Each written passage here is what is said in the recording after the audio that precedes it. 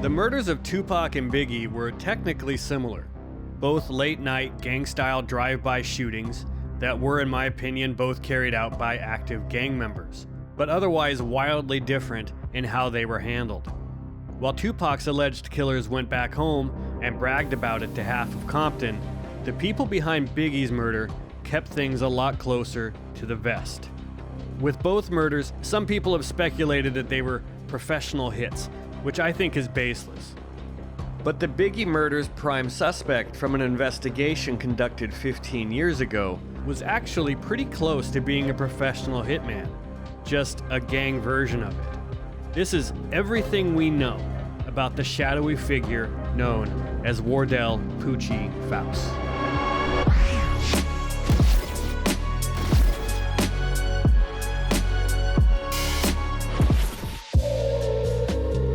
Poochie was born in Kentucky in 1960 and moved to Compton in 1972. 3 years later, as a 14-year-old, he allegedly committed a drive-by shooting on the house of another kid. This kid here was supposedly his target, while Poochie's own stepfather drove the car. No one was injured in the shooting, but Poochie's stepdad was eventually convicted for the crime. In the late 80s, Poochie allegedly killed an Elm Street Pyru named O.G. Stoney, walking up to him on the street in broad daylight and shooting him in the head in front of multiple witnesses. In 1991, Poochie was a suspect in a deadly home invasion robbery that he allegedly committed with his own stepbrother, that had killed one man, who they'd had run-ins with in the past apparently, who was shot multiple times after being tied up, and they wounded his girlfriend with a gunshot to the head. They left her for dead, basically. 4 children were in the house at the time. Poochie was older than most of the other Pyrus around Death Row Records, and he seemed to be focused on his business, like a professional. He was a bit of a loner, and reportedly didn't like being around Death Row, really didn't like the rappers that much, and didn't like partying with the other Pyrus around the label. As a result, very few photos of him exist. And in the ones that do exist, he was often wearing sunglasses or shielding his face. About a year and a half before Biggie's murder, a 33-year-old named William Ratcliffe Hull, aka Rat, was gunned down on the evening of October 26, 1995, while standing with a group of men on Central Avenue in Compton. According to an informant's statement in 1997, Rat had previously had violent run-ins with Suge Knight. Rat's bounty hunters gang were rivals of Suge's mob Pyrus, and Rat had repeatedly pressured Suge for a record deal with either Death Row or Interscope. The first altercation happened when Rat and 10 other bounty hunters cornered Suge in a bathroom during a music video shoot, a situation the informant himself claims he got Suge out of. And a second incident where their 2 crews got into a fight in the valet area of the Marriott Hotel next to LAX. Suge allegedly told people Rat's days were numbered. Enter the Hit Squad, a group of enforcers for Death Row who, according to the informant, consisted of some of the most feared gang members around the label. The Hit Squad's members allegedly included Poochie and a man named George, who may have been a good friend of Poochie's, named George Williams. George and Poochie were probably the most feared guys around Suge Knight. And according to the informant, George was allegedly the squad's leader at the time of Rat's murder, but the informant claimed George was in jail at the time, so the responsibility for taking care of Rat fell on Poochie. William Ratcliffe was run to ground on the streets of Compton and executed.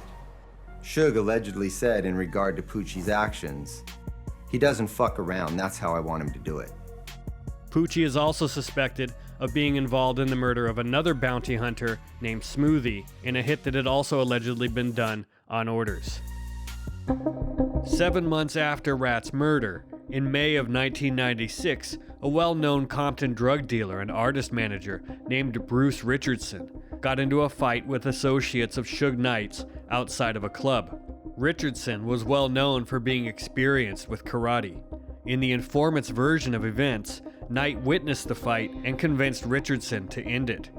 In another version of the story, Richardson supposedly knocked out Suge Knight and possibly a prominent Pyru around Knight named Buntry, either over a business dispute or over a girl. Either way, weeks after this fight, Richardson was shot to death at his home. The informant claimed this was another paid hit carried out by Poochie. So in other words, Poochie was a paid hitman, and he had a history of allegedly taking out Suge's enemies. Here's a recap of how the hit on Biggie allegedly went down, according to retired LAPD detective Greg Kading in my documentary Murder Rap, using the alias Teresa Swan for one of Suge's former girlfriends. Teresa Swan further explains that Suge Knight's attorney drafted a letter instructing the LA County Sheriff's Department to allow Teresa Swan into the attorney-client privileged area. So now we have Teresa Swan meeting with Suge Knight at the county jail under the false pretenses that she's part of his legal team.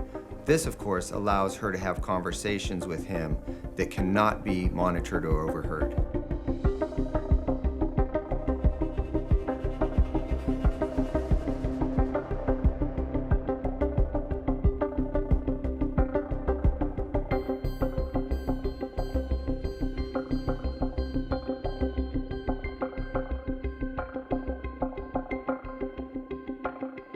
On Suge's orders, Teresa had a couple of meetings with Poochie at a Denny's in Lakewood.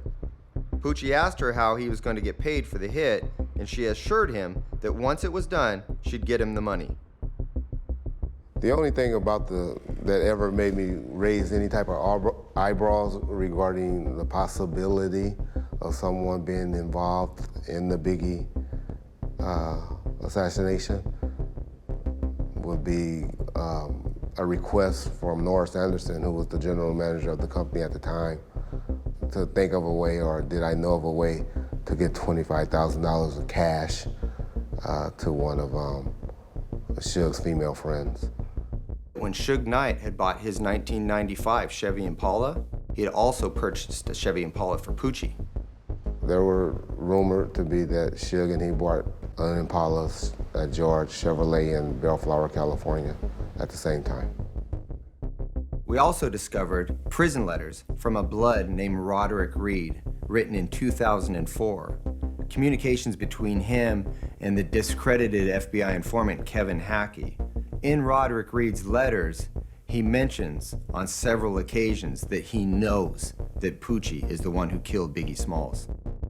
Considering Roderick Reed's blood background and the fact that his co-defendant on the case for which he is in prison was none other than George Williams, one of Suge's trusted friends and enforcers, this gave Roderick Reed's information considerable credibility. Since Murder Rap came out and put a spotlight on Poochie, more stories about him have popped up online.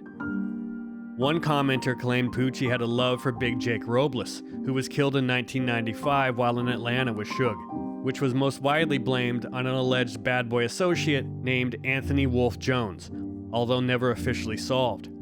If that's true, it would have given Poochie a personal reason to hit someone from Bad Boy Records. Death Row artist Danny Boy claimed that it was eerie whenever Poochie was around, and that he believed Poochie was a killer. 3 years after Biggie's murder, on April 4th, 2000, Poochie was seated in a van next to his friend Chen Walker on a dead-end street in Compton, when two men ran up and shot both of them. Chen died and Poochie survived, but was confined to a wheelchair for months while he recovered. Chen's murder was never solved. Someone claiming to be Chen's niece made this comment on YouTube a while back, claiming that she was riding in a car with Chen and a friend of Chen's in 1999, when Puffy's "I'll Be Missing You," dedicated to Biggie's passing, came on the radio. They laughed, and Chen's friend reportedly said, "Shit, I should have gotten some royalties for that song." That friend turned out to be Wardell Poochie Fouse.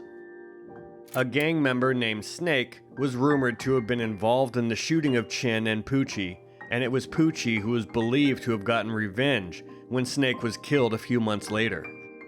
Poochie finally met his end on July 24th, 2003. He was shot 10 times in the back while riding his motorcycle in Compton. Like so many other gang murders, there were many suspects, but no closure. The most likely culprit was another former friend and Pyru from their death row days. So why has Biggie's murder been so much harder to officially close than Tupac's? There are several reasons. Biggie wasn't killed by a whole carload of gang members like Tupac was. Biggie's killer was alone in the vehicle, handling both the driving and the shooting, leaving no other witnesses on his side who could tell people what they saw the way Keefe D has with Tupac's murder. I gave it to Dre, and Dre was like, no. And Lane's like, give it to Pop too. And there were no Compton gang members riding with Biggie's entourage that night who could have recognized the shooter from Compton streets in the way that the Pyrus and Tupac's entourage did when they immediately identified the Crips as Tupac's killers. Right at that point, after the shooting, they came to the club, Southside, just dumped on us, and that's all was said. And Biggie's killer didn't chase the clout afterwards like Tupac's killer did. Orlando Anderson openly bragged about killing Tupac, while Biggie's killing was only whispered about. Dre and Orlando, they came back bragging about what happened out there. He seen Tupac and Big Suge, I think, in a BMW, and he said he let off on him. Who besides yourself down there knows, for one, knows about these guys killing Tupac? Shit, I'm pretty sure everybody around there know about it. So unlike the Tupac case, Biggie's killer kept quiet about it. This lines up with what we know about Poochie and how he moved. He was serious about his business, and he operated like a professional. And part of what never made sense to me about Russell Poole's theory is, if you had access to killers like Poochie and the Hit Squad, who had supposedly done work like this in the past, why would you instead trust something this big to a cop? No matter how dirty you thought they were, why take such a risk if it's true that you have a hit squad of guys from the neighborhood that you know can be trusted? But this doesn't mean that Poochie acted alone. First, there was the girlfriend of Suge Knight's, referred to as Teresa Swan in Murder Rap. This was someone Suge clearly trusted very deeply. During Suge's bankruptcy case, he had allegedly tried to transfer Death Row master tapes to Swan's name. In another incident, Suge had Swan handle the pawning of a classic Impala that had been customized as a gift to Tupac that he didn't live to receive. So it makes sense that if you were going to orchestrate such a high-profile hit, you would turn to the people you trust most. Keefe D, who spoke with Biggie inside the Vibe party shortly before Big was killed, also believed people inside the party were helping Biggie's killer. And he felt that two girls at the party who were associated with Death Row may have been acting as spotters. And those were the two girls that you talked about At the being party. in the Vibe party that night and, Yeah. and getting close to Puffy and Biggie, All is that right? All that, yeah. It was one to set that shit up. Then the fire marshal said they was gonna close the place. Blood was out there. It was ready, dog. And there's another witness with an account that backs this up. One of the guys who was in a white Isuzu Trooper who'd been hanging around Biggie and his entourage that weekend claimed that inside the party, a girl hanging close to Big had challenged the witness and said, "What are you looking at?" But outside in the parking garage, when everyone was leaving, that same girl suddenly approached him, acting nicely this time, and wanted to know which vehicle Biggie was in. She disappeared after getting the answer. So was Poochie the shooter? He's my leading candidate. Compton gang detective Bobby Ladd had run-ins with him and said he was certainly capable of it, as were several of the other alleged killers around Death Row at the time. I can tell you that none of the Compton gang detectives or Pyrus around Death Row suspected it was done by cops and a mortgage broker from Virginia.